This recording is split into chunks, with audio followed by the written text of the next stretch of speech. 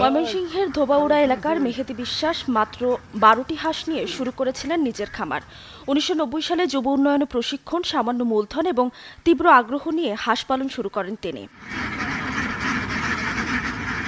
প্রথম দিকে হাঁসের সংখ্যা খুবই কম ছিল, কিন্তু তার ধৈর্য, কঠোর পরিশ্রম এবং অভিজ্ঞতার কারণে খামারে হাঁসের সংখ্যা ক্রমেই বেড়ে চলে। এখন তার খামারে রয়েছে প্রায় ১২০০ বড় হাঁস এবং ১২০০ ছোট হাঁস। তার খামারে কাজ করেন প্রায় ১০ থেকে ১২ জন কর্মচারী। মেহেদী বিশ্বাস জানান, পরিশ্রম এবং যত্ন করলে যে কেউ হাঁস পালন করে স্বাবলম্বী হতে পারেন। তিনি প্রতিদিন নিজে হাঁসের যত্ন নেন, তাদের খাদ্য এবং স্বাস্থ্য নিয়মিত পর্যবেক্ষণ করেন। কোনো রোগ দেখা দিলে সরাসরি চিকিৎসা দেন।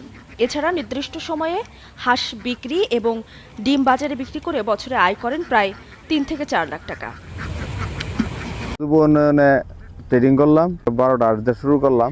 দাফে দাফে কিছু ঋণ ফিন করে নারায়ণগঞ্জ, হাজীগঞ্জ থেকে বাচ্চা আনলাম, সরকারি খামার থেকে বাচ্চা এনে আবার শুরু করলাম। আমার লগে আমার পিছনে আছে ব্যবসা। এখন বর্তমানে ১২০০ হাঁস হয়েছে বড়, আর ১২০০ হইলো বাচ্চা।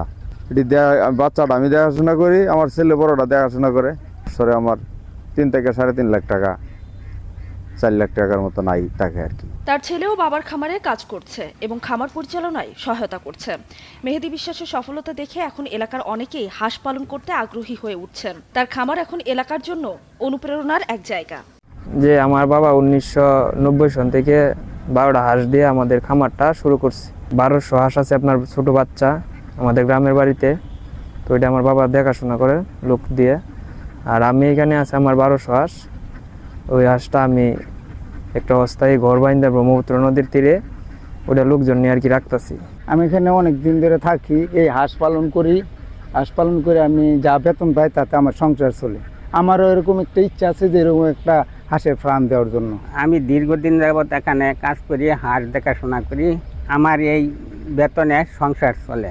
মেহেদী বিশ্বাস প্রমাণ করেছেন, যদি ধৈর্য ও পরিশ্রম এবং পরিকল্পনা থাকে, ছোট থেকে বড় স্বপ্ন বাস্তবায়ন করা সম্ভব। আজ তার খামার শুধু একটি ব্যবসা নয়, এটি এলাকার মানুষের জন্য অনুপ্রেরণার জায়গা।